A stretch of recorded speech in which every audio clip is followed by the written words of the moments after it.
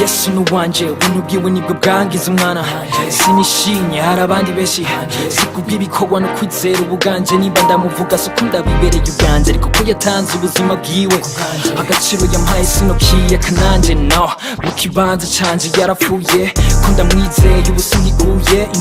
ngo nawe niwe yakuremye intumbero y'ubuzima uyibaza uwabuguhaye yo benshi baragutaye none warugaye hari umwe agisigaye gira ntiwamumenye ngo yaradodoye ku mutima ararindiriye ugurura injire ubuntu n'ingabire ntibagwa utayakiriye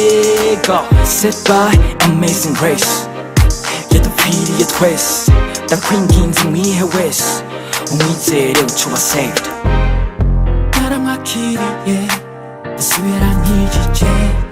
ubundi ho kubwiwe shoboza byose nawe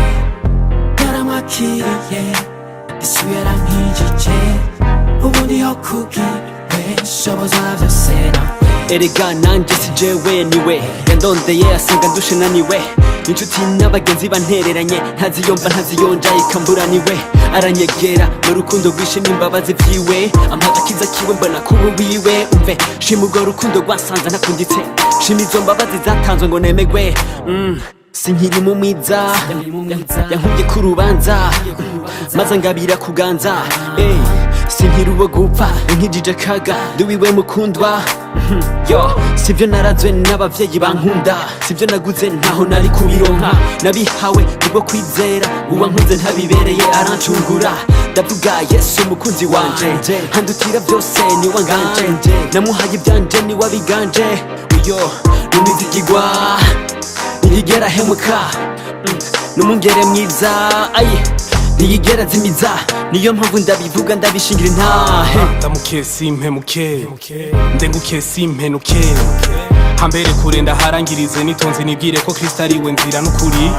ko ariwe yatanguje urugendo ari ntawazorusozera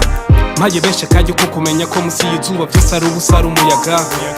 nkima y'ubutwari inambikiwe igestemani byari ubutunzi b'imbere ubukene kubwo kumenya gose hari aho ntobagaheta sinkagira inyongera nk'ubujana